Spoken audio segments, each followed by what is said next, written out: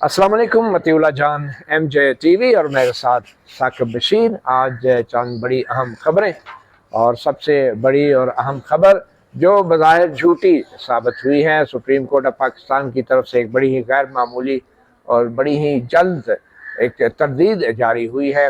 Social media पे खबरें गर्म थी कि सुप्रीम कोर्ट के सिंध से ताल्लुक़ रखने वाले एक मुअज़्ज़ज़ जज के चैम्बर से कुछ खुफिया डिवाइसेस मिली हैं, बगिंग डिवाइसेस जो गुफ्तगू को खुफिया तौर पे रिकॉर्ड करती हैं, और उस हवाले से सुप्रीम कोर्ट की फौरी तरदीद जारी हुई है और कहा ये खबर मन घड़त है, झूठी है, और रजिस्ट्रार की तरफ से जारी एक बयान में ये तरदीद की गई है। सवाल यही है कि अगर कोई इस खबर में सदाकत होती भी तो कम से कम acting chief justice Mansoor Ali Shah जो है वो इस खबर को शायद ना छुपाते, और वैसे भी किसी भी जज को नहीं छुपाना चाहिए। तो इसके ऊपर भी बात करेंगे कि आखिर हुआ क्या। साकिब बशीर, आपके पास क्या खबरें हैं? आज 9 मई के हवाले से केसेस थे। सुबह इमरान खान के जो रिमांड है उसके हवाले से अहम केस की समाअत हुई है उसमें, और फिर उमर सरफराज चीमा उनके रिमांड के हवाले से आज अहम समाअत और अहम ऑब्जर्वेशंस आई हैं जो सुप्रीम कोर्ट है। इसके अलावा इस्लामाबाद हाई कोर्ट में आपको पता है कडियाला जेल में मुलाकातें नहीं हो रही, फैमिली की भी, वकला, लीडरशिप, इनकी मुलाकातें, बल्कि 23 मार्च का जो ऑर्डर था इस्लामाबाद हाई कोर्ट का लार्जर बेंच का, उस पर अमल नहीं हो रहा, तो उसके खिलाफ कंटेम्प्ट ऑफ कोर्ट की दरखास्तें दायर की हुई थी। तो आज बड़ा एक हंगामा खेज माहौल था इस्लामाबाद हाई कोर्ट में। हम उस पर भी जब आगे चलकर जो है बात करते हैं कि हुआ क्या है आज इस्लामाबाद हाई कोर्ट में। ठीक है, पहले तो मेरे ख्याल में हम बात करते हैं बगिंग डिवाइसेस जो चैम्बर से निकली हैं। तो नहीं मैं जो नहीं निकली जो नहीं निकली उन्हीं में बात करते हैं। अच्छा, पहली बात तो यह है कि अगर निकली भी है ना साकिब बशीर साहब, ये कोई अनहोनी बात नहीं है। हाल ही में इस्लामाबाद हाई कोर्ट के 6 जजों ने एक खत के जरिए इंकशाफ किया था कि एक मुअज़्ज़ज़ जज के घर से, उनके लिविंग रूम से खुफिया कैमरे बरामद हुए और ऑडियो डिवाइसेस बरामद हुई, और बाकायदा 6 जजों ने उस पर दस्तखत किए थे कि इस तरह गैर कानूनी उनकी निगरानी की जा रही है। और फिर उससे पहले ये भी एक तारीख का हिस्सा है, 1997 में मैं जब NNI में था तो सजाद अली शाह चीफ जस्टिस जो थे, उनके चैम्बर से, जो चीफ जस्टिस है उस वक्त, अच्छा, उनके चैम्बर से खुफिया डिवाइसेस निकली थी। इंटेलिजेंस ब्यूरो ने आके उसी तरह स्वीप किया था, और मगर वो डिवाइसेस जब निकली तो उसके बाद जब 1900 मैं बात कर रहा हूँ, ये जब बेनज़ीर भुट्टो की गवर्नमेंट जो थी ये डिसॉल्व हुई थी 1996 में, तो ये खबर डिवाइसेस की तो 97 में आई थी, मगर जो बेनज़ीर भुट्टो की गवर्नमेंट डिसॉल्व हुई थी उसमें एक सबसे बड़ा इल्ज़ाम सदर लगारी ने जो लगाया था 1996 में, वो ये था कि बेनज़ीर भुट्टो की जो इंटेलिजेंस ब्यूरो है, जिसकी सरबराही उस वक्त मेजर रिटायर्ड मसूद शरीफ कर रहे थे, उसने जजों की, वकीलों की, सहाफ़ियों की, ब्यूरोक्रेट्स की, सियासतदानों की खुफिया टेप्स रिकॉर्ड की थी।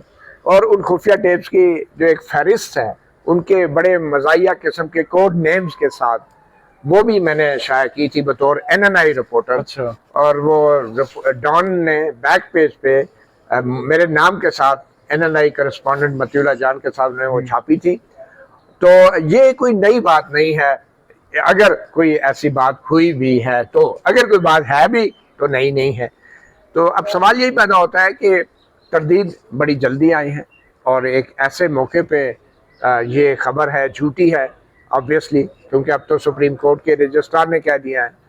मगर ये अभी भी जो सोशल मीडिया पे खबर देने वाले हैं, वो आपको याद है PTI के बैरिस्टर शहजाद अकबर, वो अभी भी इसरार कर रहे हैं कि नहीं जनाब अब तो ये तस्दीक हो गई, मजीद भी वो कहते हैं हम मजीद भी इसको लेकर आएंगे। तो मेरे ज़हन में एक ही सवाल आता है कि अगर ये खबर सच्ची होती तो मेरे ख्याल में तो जस्टिस मंसूर अली शाह कभी भी इसको ना रोकते, और उनकी तरफ से तरदीद, बजाय तो chief justice, acting chief justice Mansoor Ali Shah है ना, तो ये तरदीद भी उन्हीं की तरफ से आई है ना। और ये तो हो ही नहीं सकता, जैसा कि आप भी जानते हैं, जस्टिस मंसूर अली शाह जैसी शख्सियत कि वो एक्टिंग चीफ जस्टिस हो, उन्होंने हल्फ उठाया हो, और कोई यहाँ का रजिस्ट्रार जो है वो चीन में फोन करके हदायत ले रहा हो, ये तो हो ही नहीं सकता, क्योंकि उन्होंने जब हल्फ उठाया तो चीन में मौजूद किसी चीफ जस्टिस का कोई ताल्लुक नहीं है वो रजिस्ट्रार को अहकामात जारी करे, क्योंकि कट ऑफ हो गया। अब ये रजिस्ट्रार जो है, ये बात भी गलत है جو ابھی سوشل میڈیا پہ برسر شہزاد اکبر نے دیا ہے کہ رجسٹرار جو ہے وہ قائم مقام چیف جسٹس سے ہدایات لے رہا ہے. یہ کیسے ہو سکتا ہے؟ یہاں پہ حلف لیا ہوا ہے اور وہ بھی جسٹس منصور علی شاہ. تو مجھے بھی لگتا ہے کہ شاید یہ خبر اس میں اتنا وزن نہیں ہے، اور خاص طور پہ یہ کہنا اور یہ دعویٰ کرنا کہ رجسٹرار آفس جو ہے وہ جسٹس یحییٰ آفریدی سے جو چین میں ان سے ہدایات لے رہا ہے. آپ کو کیا لگتا ہے ویسے ہی؟ مجھے یہ لگتا ہے کہ آپ کہہ رہے ہیں کہ اس خبر میں وزن نہیں ہے. اگر اس خبر میں وزن ہوتا تو کیا وزن ہوتا؟ کیونکہ ہم نے ریسنٹلی یہ جو 6 ججز نے جو وزن ڈالا تھا انہوں نے بتا دیا تھا کہ ایک نے بتا دیا کہ میرے جناب بینوئی کو اٹھا لیا گیا تو اس کے ساتھ یہ ہوا، دوسرے کے والد کا معاملہ کہ ادھر سے کوئٹہ سے ادھر آ گئے، تو تیسرے کے لیونگ روم میں کیمروں کا انہوں نے بتا دیا، اور وہ ان کا جرم ٹھہرا. بالکل ان کا جرم ٹھہرا اس طرح کہ آج تک وہ جو ہے وہ بظاہر ٹارگٹ نظر آتے ہیں اسی کی وجہ سے کہ انہوں نے وہ خط کیوں لکھا، انہوں نے اس خط میں کیوں بتایا. بلکہ اس وقت کے قاضی فائز عیسیٰ صاحب تو باقاعدہ طور پر غصے ہوتے تھے ان پہ، اور ان سائڈ میٹنگز میں تو انہوں نے ٹھیک ٹھاک ان کے ساتھ انہوں نے کہا کہ یہ آپ نے کیا ہے. پھر جو فل کورٹ کی میٹنگ ہوئی، پھر ایون جب اوپن کورٹ میٹنگ ہوئی تو اس وقت بھی، تو مطلب وہ کہنے کا مقصد یہ ہے کہ اگر پتہ چل بھی جاتا تو آپ صورتحال تو آپ کو پتہ ہی ہے کہ جس طرح 6 ججز کے اس خط والے معاملے کو ہینڈل کیا گیا ہے. اب تو میرا خیال میں کوئی اور بھی نکل آیا تو اب تو چلے تردید آ گئی نا، نکل بھی آتا تو پھر بھی اس میں کچھ ہمیں کوئی سالڈ چیز نظر نہیں آتی. بس اس خط کا ہوا گیا تھا. ہاں، خط کا کیا ہوا یہ بڑا انٹرسٹنگ سوال ہے. جب پہلے تو پڑا ہوا تھا قاضی صاحب نے وہ سو موٹو لیا اور اس میں اپنی باتیں سنو کے اپنے آپ کو کلیئر کرتے رہے کہ میرے دور میں جو ہے نا میں نے پتہ نہیں کیا ڈکا ڈالا ہوا تھا، میرے دور میں کچھ نہیں ہوا. اس کے بعد وہ چلے گئے. پھر آگے محترم یحییٰ آفریدی صاحب پہلے دن ہی انہوں نے 6 ججز کو بلایا، اسی جگہ بٹھایا جس جگہ پہ بٹھا کے قاضی صاحب نے ان کے ساتھ ان کی مطلب تلخ ایک لہجہ اپنایا تھا ان کے ساتھ. ایک طرف جو ہے ان کے ساتھ کیا ہوا اور اس کے بعد ان کا چیف جسٹس کیا تلخ لہجہ اپنا رہا تھا، یعنی قاضی صاحب ایک کڑوی چھری تھے. تو یحییٰ آفریدی صاحب نے بلا کے انہوں نے اسی جگہ پہ بٹھایا. جب حلف اٹھایا ادھر سے تو اسی جگہ بٹھا کر کہا کہ آپ کے ساتھ ٹھیک نہیں ہوا تھا تو میں اب جو ہے وہ سب کچھ ٹھیک کروں گا. پھر ان کے ہوتے ہوئے ٹرانسفر جج لے آئے اور ایسا ٹھیک کیا، بلکہ جنہوں نے کیا ان کو تو ٹھیک نہیں کیا، جنہوں نے خط لکھ کے ٹھیک کیا تھا ان کو ٹھیک کر دیا. تو اب صورتحال یہ ہے کہ وہ سوچ رہے ہیں شاید کہ جو سپیریئر جوڈیشری کے ہیڈ ہیں وہ ہمارے ساتھ ہی ہیں نا. مطلب وہ سوچ رہے ہیں کہ انہوں نے کہا تھا حلف اٹھاتے ہی کہ اب مداوا ہوگا آپ کے ساتھ جو کچھ ہوا تھا، اور پھر انہوں نے کہا کہ جو سپریم جوڈیشل کاؤنسل کی میٹنگ بلا لی، جو وہ جو ATC کے ججز تو ان کو بلا لیا. پھر اس میں کہا جی ہم کوئی بنائیں گے، رولز بنائیں گے تو مستقبل کے لیے یہ ہو جائے گا اور وہ ہو جائے گا اور اس طرح.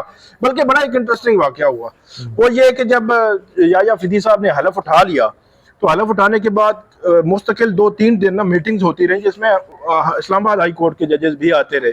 تو بعد میں کچھ ذرائع سے یہ پتہ چلا کہ یحییٰ آفریدی صاحاب نے کہا کہ آپ نے خط نہیں لکھنا، کوئی بھی معاملہ ہو میرا فون حاضر ہے. بلکہ ایک جج صاحب نے کوئی کہا کہ یہ یوٹیوبر پر پابندی لگائیں اس طرح، تو انہوں نے کہا کہ دیکھیں میں تو چھوٹا موبائل رکھا ہوا ہے، تو جب میرے پاس موبائل ہی یہ ہے تو ٹینشن ہی نہیں ہے. یہ یحییٰ آفریدی صاحب نے کہا کہ یہ والا موبائل وہ استعمال کرتے ہیں، بٹنوں والا موبائل 11 سے پہلے والا ہے جو ہے نا ٹرائبل ایریا میں استعمال ہوتا ہے. جی جی. تو بٹنوں والا موبائل جو ہے انہوں نے رکھا ہوا ہے. انہوں نے کہا کہ 2 سے 4 کے علاوہ کسی وقت بھی آپ کال کر سکتے ہیں، میرا نمبر رکھیں اور کال آپ کر سکتے ہیں.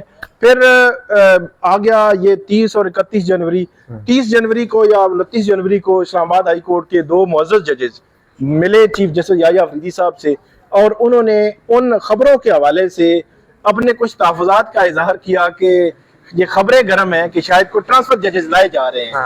تو اس میں تو انہوں نے تسلی دی ججز کو، لیکن انہوں نے کہا کہ ہمارے جو باقی برادر ججز ہیں 6-7 وہ بھی آپ سے ملنا چاہتے ہیں، تو آپ جو ہے وہ ٹائم دے دیں کچھ اگلے 31 جنوری کا یا 1 فروری کا.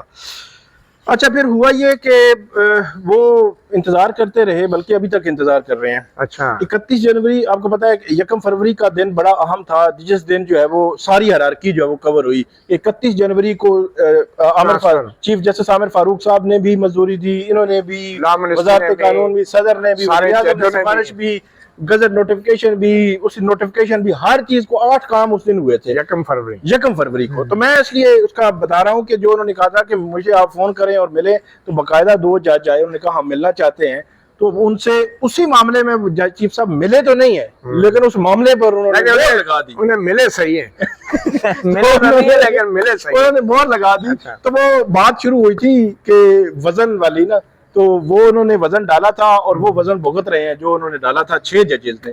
تو اس لیے یہ تو تردید نکلا۔ میں کہتا ہوں شکر ہے جو تردید آ گئی کہ ابھی آپ سچی بات یہ کہی ہوں کہ اب یہ جو اگر جھوٹی خبر بھی ہے نا تو کوئی بھی اس کو جھوٹا نہیں مانے گا، کیونکہ حکومت کی، ہماری عدلیہ کی، ہماری اسٹیبلشمنٹ کی کریڈیبلٹی اتنی گر گئی ہے کہ اگر کوئی جھوٹی خبر بھی ان کے خلاف چلاتا ہے نا تو لوگ کہتے ہیں صحیح ہوگی۔ صحیح اس لیے ہوگی کہ ادھر تو وزیر اعظم کی بھی آڈیو لیکس ہوتی رہی ہیں، ٹھیک ہے، ادھر تو بڑے بڑے پولیٹیشینز کی آڈیو لیکس ہوتی رہی ہیں، ادھر جو ویڈیو لیکس ہوتی رہی ہیں اتنی شرمناک قسم کی، اور یہ سپریم کورٹ جس میں ایک بینچ قاضی فائزہ جس کی سربراہی کرتے رہے، وہ آڈیو لیکس کمیشن بھی ایک بنا تھا قاضی فائزہ کی سربراہی میں، نہ اس کمیشن کا پتہ ہے، نہ اس کمیشن کے بارے میں جو سماعت ہوئی، نہ اس سماعت کا آج تک پتہ چلا ہے۔ تو لوگ تو یقین کریں گے نا کہ جب آپ اس طرح کے سنگین قسم کے جو سکینڈلز ہیں، سپریم کورٹ یا تو ان کی تحقیقات ہی نہ شروع کرتی۔ اب جب سپریم کورٹ میں معاملہ آ گیا تو لوگ توقع کرتے ہیں کہ اس کی ہیئرنگ ہو، اس کی سماعت ہو، دلائل ہو، فیصلے ہوں۔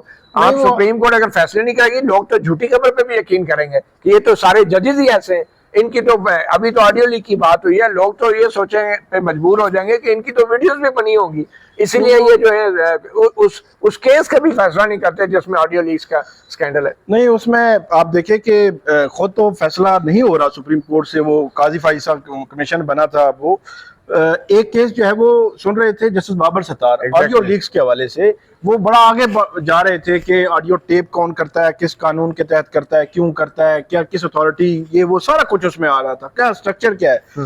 تو جیسے جیسے وہ آگے بڑھ رہے تھے تو ان کو روکنے کے لیے سپریم کورٹ میں جسٹس امین الدین خان صاحب اور جسٹس سلیم اختر افغان وہ ان کے سامنے ایک انٹرم آرڈر کے خلاف آیا، وفاقی حکومت آئی اور انہوں نے اسٹے گرانٹ کیا، جسٹس بابر ستار کو سماعت سے روک دیا، اور آج تقریباً میرے خیال میں 7 سے 8 ماہ ہو گئے ہیں، وہ فائل کہیں داخل دفتر ہو گئی ہے یا گم ہو گئی ہے، کچھ پتہ ہی نہیں ہے۔ مطلب جو کیس، جو عدالت یا جج ایک معاملے کو آگے بڑھا رہا ہے اور بہت ہی پرفیکٹ معاملہ ہے، اس کی چھان بین ہونی چاہیے۔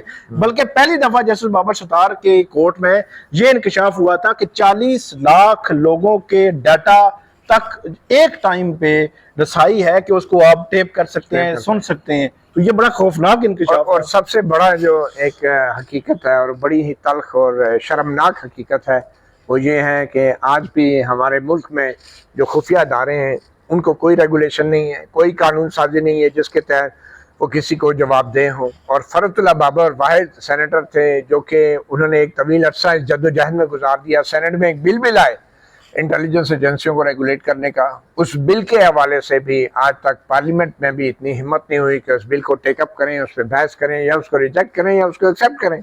تو کوششیں ہوتی رہی ہیں اور ہماری بڑی ہی ایک شرمناک قسم کی تاریخ ہے جس کی وجہ سے اس طرح کی جو خبریں ہیں جو جھوٹی بھی ہوتی ہیں تو لوگ ان پہ یقین کرتے ہیں۔ تو میرے خیال میں اتنا نقصان شاید جھوٹی خبر کے جھوٹا ہونے سے نہیں ہوتا جتنا کہ ادارے جب اپنی کریڈیبلٹی کھو دیں، جب عدلیہ اپنا اعتماد کھو دیں، اور جب ججوں کے لگائی گئی شکایت کہ ان کے بیڈ روم سے کیمرے نکلیں اس پہ ہمارے جو ججز صاحبان ہیں، جو سپریم کورٹ ہے، کوئی ایکشن نہ لے۔ تو بہرحال یہ ایک بڑی بدقسمتی کی بات ہے، خبر تو جھوٹی ہے لیکن تاریخ جو ہے وہ اس جھوٹی خبر کو بھی جھٹلا نہیں رہی۔ جی ثاقب، آج دوسرا اہم کیس جو سپریم کورٹ میں 9 مئی کے کیسز تھے، اس میں عمران خان صاحب کا فزیکل ریمانڈ تھا، اور ریمانڈ پہلے ATC کورٹ نے دے دیا اور ہائی کورٹ نے ڈکلائن کر دیا، پنجاب حکومت سپریم کورٹ آئی کہ ہمیں وہ ریمانڈ چاہیے، تو آج سپریم کورٹ نے بھی ڈکلائن کر دیا اور یہ کہا ہے کہ آپ ٹرائل کورٹ کے سامنے جو ہے وہ جائیں۔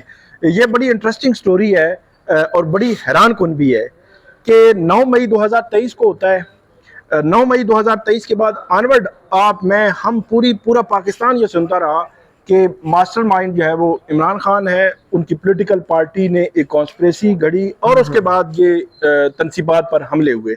تو اس میں حیران کن معاملہ یہ ہے کہ عمران خان صاحب کی جو گرفتاری ڈالی گئی تھی وہ جولائی 24 کو ڈالی گئی، جب بالکل این میرے خیال 13 جولائی تھا یا کون سی تاریخ تھی، کہ این اس وقت کہ جب ان کی رہائی کا امکان تھا مختلف کیسز سے ضمانتیں شانتیں ہو کے.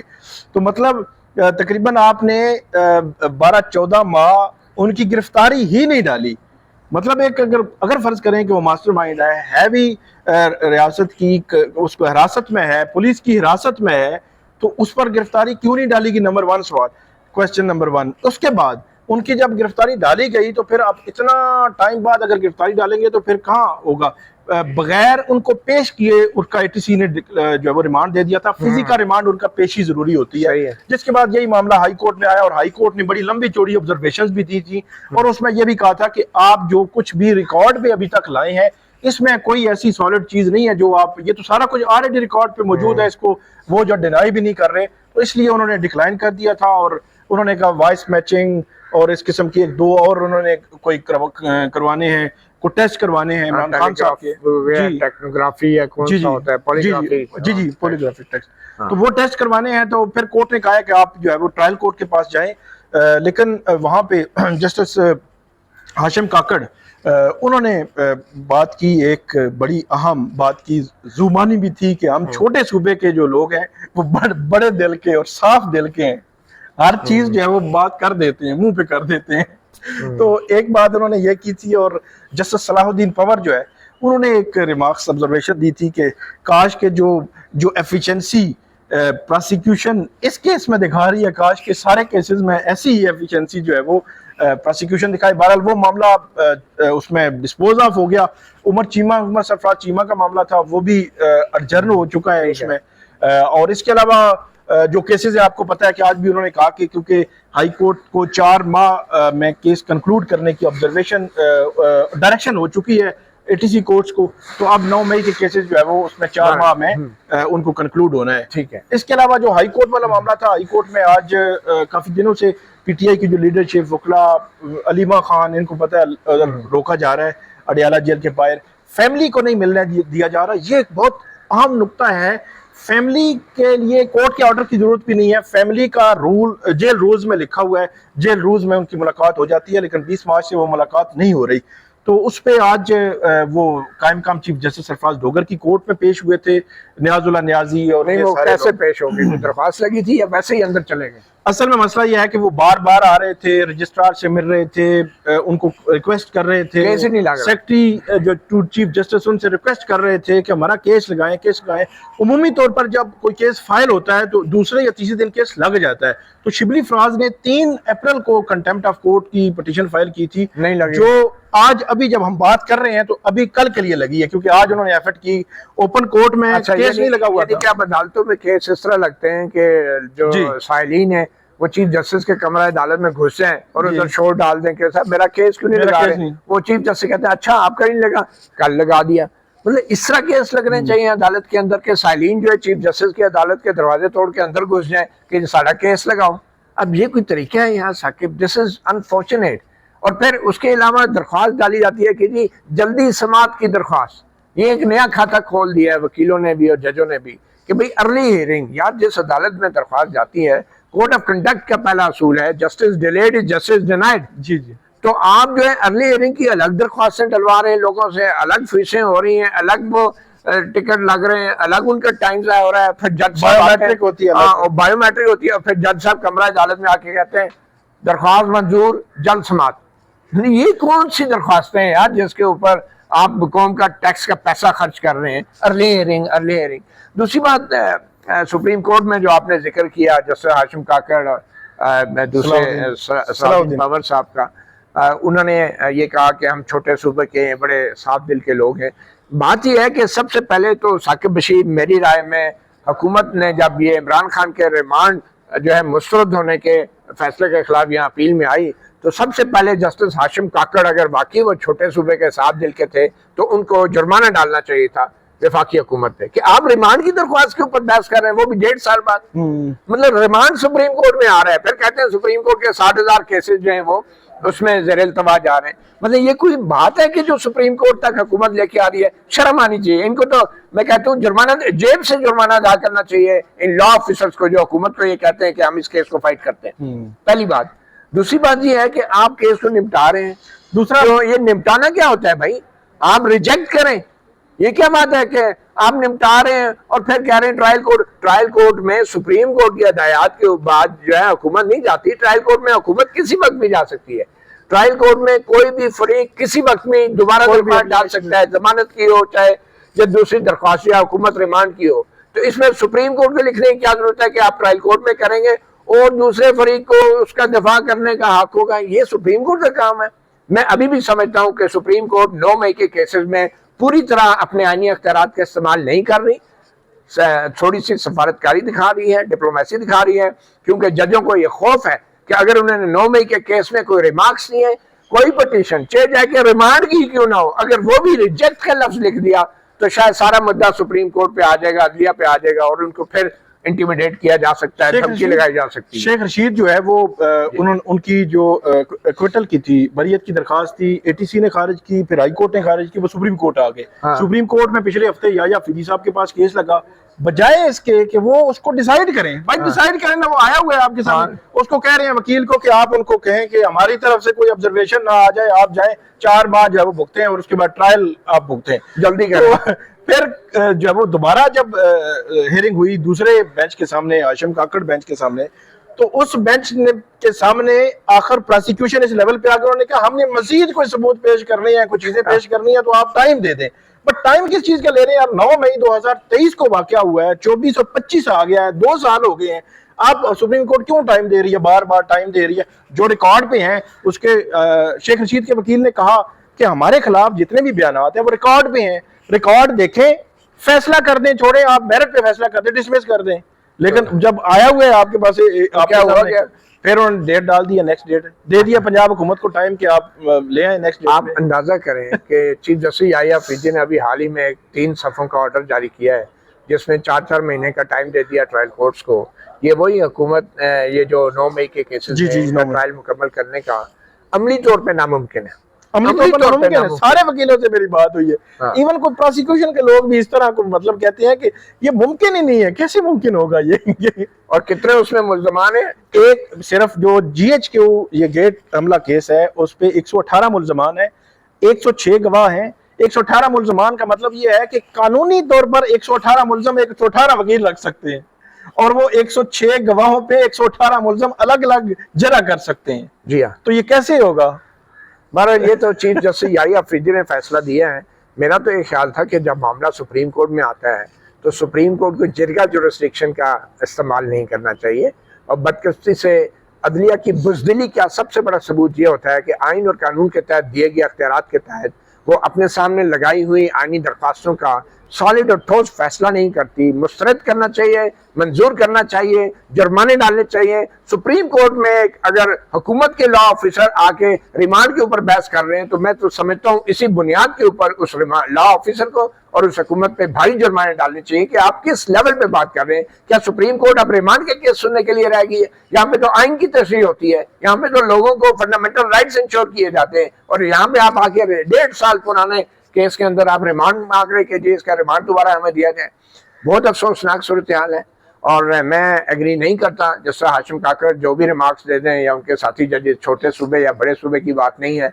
सुप्रीम कोर्ट का जो जज है वो किसी छोटे या बड़े सूबे से नहीं होता, क्योंकि यही वो सोच है और यही वो मेंटेलिटी है जिसके बुनियाद पे ये जजेस जो हैं इस्लामाबाद हाई कोर्ट में जो है कोटे की बुनियाद पे वो कहते हैं इस्लामाबाद और रूरल सिंध के जज। अब मुझे बताएं कि पहले हम सुनते थे कि सुप्रीम कोर्ट में कानून कोई नहीं है कि सिंध से इतने लेने या खबर से। अब हालत ये होगी कि हुकूमत कह रही है कि हमने सुप्रीम कोर्ट का जो एक जज है वो रूरल सिंध से भी लेना है या हाई कोर्ट का एक जज जो है वो रूरल सिंध से भी लेना है।